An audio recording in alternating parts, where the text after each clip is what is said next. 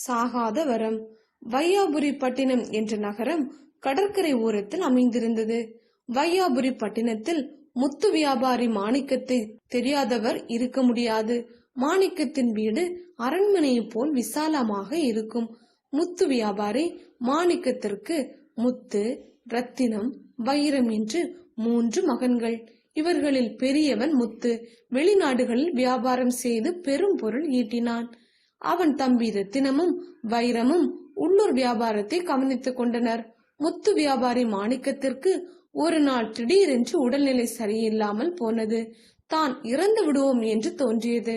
சொத்துக்கள் அனைத்தையும் உள்ளூரில் இருக்கும் தனது மகன்களிடம் ஒப்படைத்துவிட்டு இறந்து போனார்.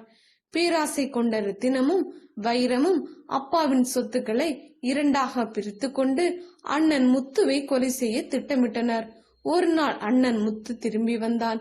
அவனிடம் சொத்துக்களை 3ஆக பிரித்துக் கொள்ளலாம் என்று சொன்னார்கள். அண்ணனும் தம்பிகள் சொல்வதை நம்பினான். ஆனால் அன்று இரவே முத்து தூங்கிக் கொண்டிருக்கும் போது அவனை அடித்து ஒரு குளத்தில் வீசி எறிந்தனர். அடுத்த நாள் அந்த குளக்கரையில் இருந்த கோவிலின் எதிரில் படுத்து கிடந்தான் முத்து. ஆனால் அவன் உடம்பில் எந்தவித காயமும் இல்லை. தூங்கி எழுந்த முத்து தனக்கு முன்னால் கடவுள் பிரத்யட்சமாய் தோன்றியிருப்பதை கண்டு வணங்கினான். என்ன நடந்தது என்றார் கடவுள். நடந்ததை சொன்னான் முத்து. இனி உனக்கு எந்த ஆபத்தும் வராது. 400 ஆண்டுகள் வரை நீ வாழ்வாங்கு வாழ்வாய் என்று வரமளித்து விட்டு கடவுள் மறைந்தார்.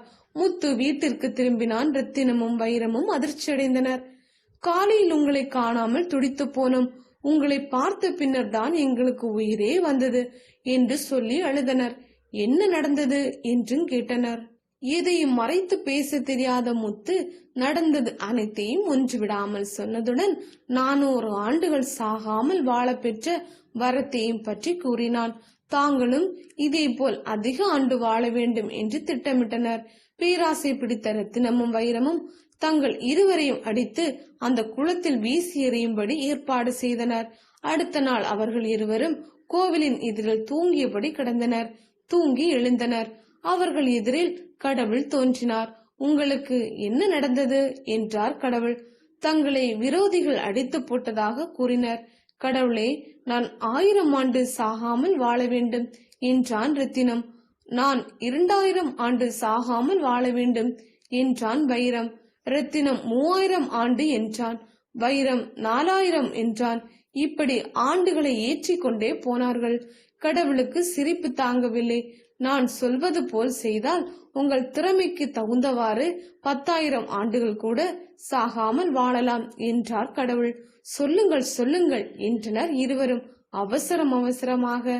கோயிலின் எதிரில் இருக்கும் இந்த குளத்தில் நீங்கள் மூழ்கி இருக்கும் ஒவ்வொரு மணித்துளிக்கும் 100 ஆண்டுகள் சாகாமல் வாழும் வரம் கிடைக்கும் என்று கடவுள் சொல்லி முடிப்பதற்குள் இருவரும் குளத்தில் குதித்தனர். இருவரும் நீருக்குள் மூழ்கினர்.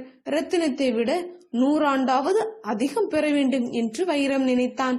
வைரத்தை விட 100 ஆண்டு அதிகமாக பெற வேண்டும் என்று ரத்தினம் நினைத்தான்.